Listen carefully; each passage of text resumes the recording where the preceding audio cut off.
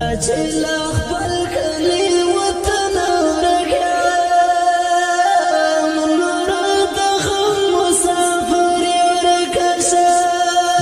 دې وطن زندگی ورکشه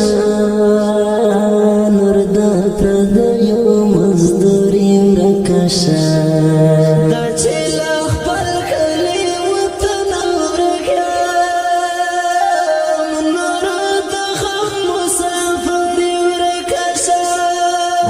چې لکلی کور لرما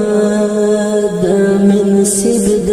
قسمت د خدایا لمور او پلار لمړو خویندو جوتا د مې د ژوند اساسات د خدایا چې لکلی کور لرما د منصب د قسمت د خدایا لمور